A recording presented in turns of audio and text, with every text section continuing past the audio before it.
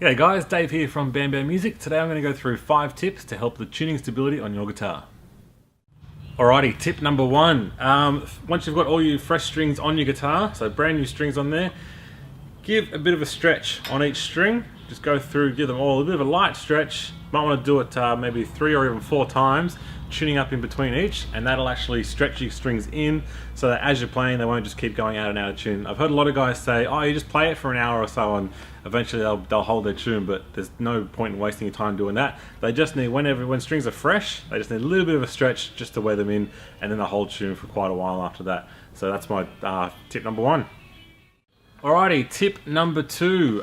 In the nut slot, so the string slots in the nut, just there where the strings go through, you want to get some graphite shavings. So get like a lead pencil or something like that. Just get some of the shavings, or even just get the tip of the pencil, one of those thin ones, and just sort of color in on the inside of the slot there, when the string's out of it of course, and that will actually lubricate the slot so that your string actually slides through there nice and easy.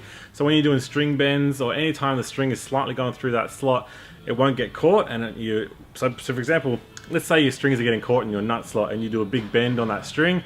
By the time your string bends back into the correct tune, it actually won't be in tune anymore because it might get stuck in the nut slot, so it won't go all the way back to where it's supposed to be. So a bit of graphite in there, also too possibly in the saddles as well too, depending on your saddles, will definitely help go a long way to keep getting your tuning stability down. Alright, number 3.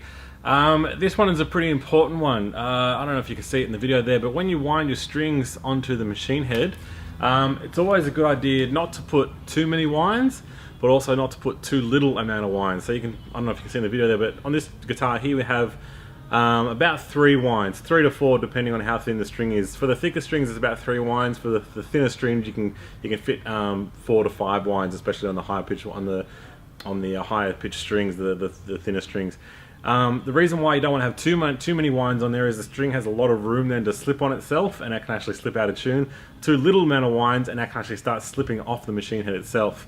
So I would highly recommend just, anywhere from 2 to 3 winds on your thick strings, 3 to 4 to 5 on your thinner strings. Alright, number 4. Now this one has to do with the tuning of your guitar versus the string gauge that you have on your that you've used for your strings. Now, if you have 9 to 42, so standard strings that most guitars come with, but then you tune down to open C or drop C or any kind of standard C, something like that, or even lower, your strings aren't tight enough to hold any sort of pitch. So they'll be flopping around all over the place, so when you're hitting those low chuggy notes, they'll be just vibrating in such a way that they'll just be out of tune. They'll be fluctuating in and out of tune. So if you're tuning down to C, you want to start going up to like maybe an 11 gauge string or something like that. So just be wary of the gauge of strings you're using for the tuning that you're playing in. Alrighty, number 5. Now this is for predominantly guitars with a tremolo style bridge or a Floyd Rose bridge. So when you got your pivot posts here, so with your floating bridge floats back and forth, it pivots on these 2 little posts just there. Now you find those on like your American Fender Stratocasters. You also find them on any guitar with a floating bridge like this one here on this Ibanez. Now those pivot posts, over time, the little groove where the bridge sits in there, so it's like 2 little tongue grooves in there, they can actually wear down. So when you do like a big dive bomb and then the bridge comes back down, it's actually not sitting in the same place that it was. So you may have to take those pivot posts out and get new ones put in there, or at least rotate them around to a fresh point on the post there so that there's not like 2 deeper grooves dug into it and it's actually going to sit back where it's supposed to be sitting. Same thing can happen on your standard like American Stratocaster bridges, for example. Same sort of thing, because they use the 2 pivot posts.